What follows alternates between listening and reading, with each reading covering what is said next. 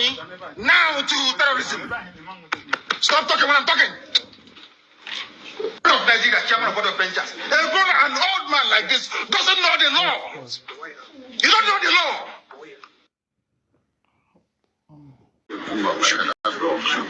I'll give the petition. I have petition against her. Nonsense. Nonsense. Why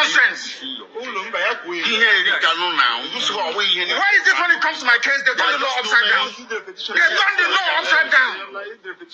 Upside down. Upside down. The rules.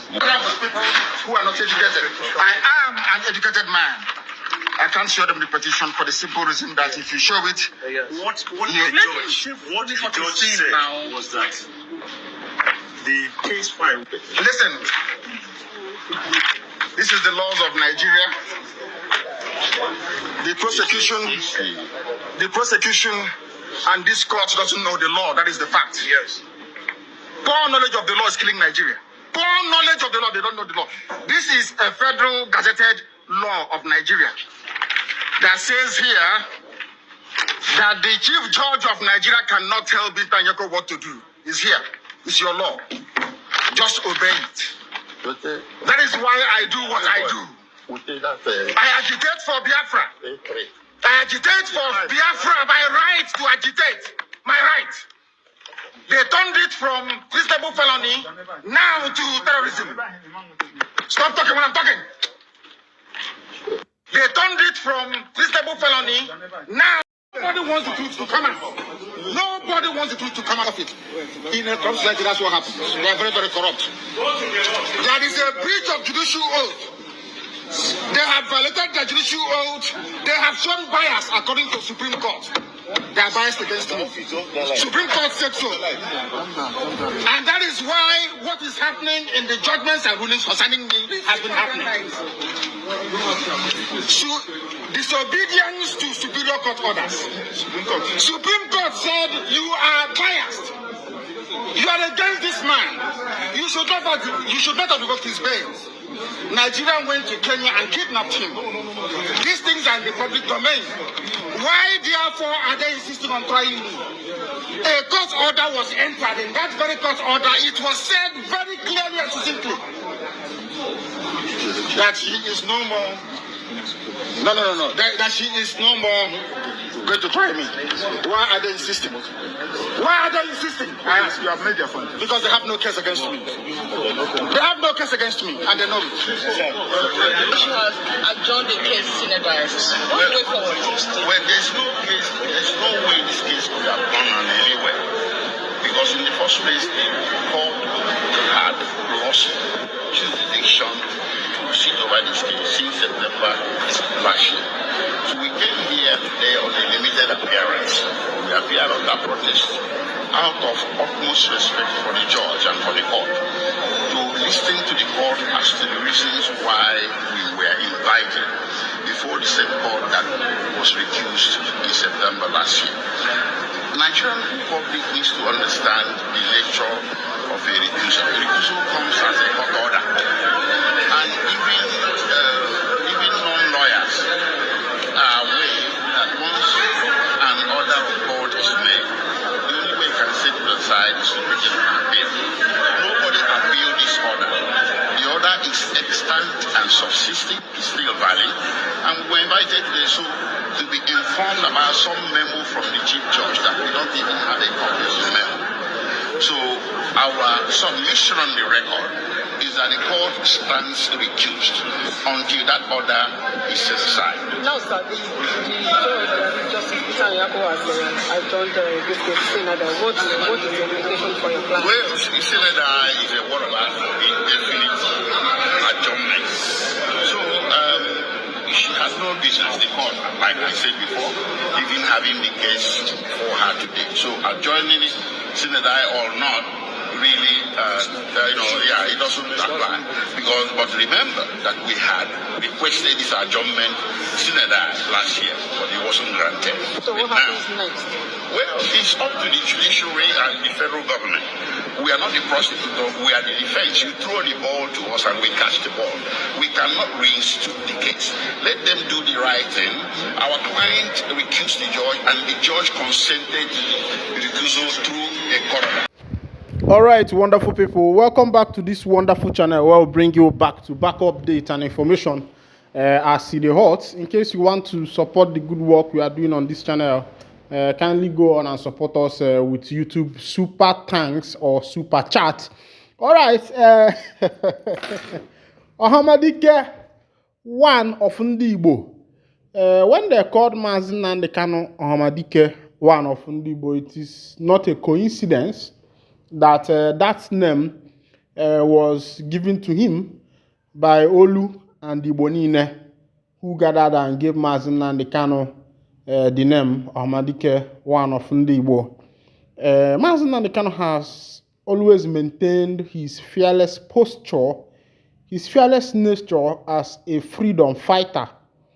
And right there in the court, I think he saw that things are getting out of hand, and he decided to read out the Nigerian laws by himself. There is one thing about this country, there is one thing about Nigeria, is that the rule of law has been bastardized. The law court was said to be the hope of the common man, but as it is, now the judiciary is in the palm of the rich. And the country where we find ourselves, the rich keeps becoming richer, and the poor keep becoming poorer. We found ourselves in a capitalist society, and in a society where a lot of things that could benefit us are privatized. For example, electricity and a lot of things have been privatized in Nigeria by the bourgeois. These bourgeois were the ones who are in the government when this issue of privatization came up. And through the government money, they privatized some of these government facilities. NEPA wants PHCN, Power Holdings Company, and the rest of them. Of course, now it has been privatized and have been shared to different people, Disco, EEDC, and the rest of them. And there are other companies like that in this nation that have been privatized.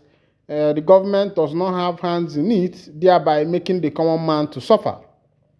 The court that was supposed to be the hope of the common man has been bastardized. Look at what is happening in the Nigeria courts today, where the high courts are not even there to obey the order of the appellate court.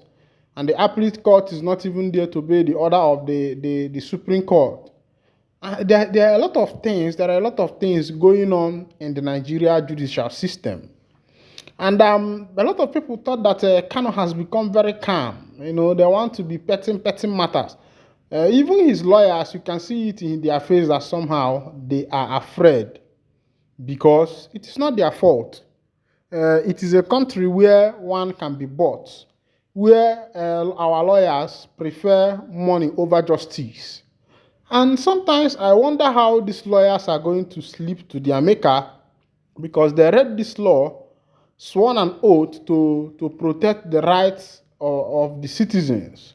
Even though that there are some technicalities in law that could turn things upside down. But in a case like this, that is very open, that is very clean and clear, that this is how things are.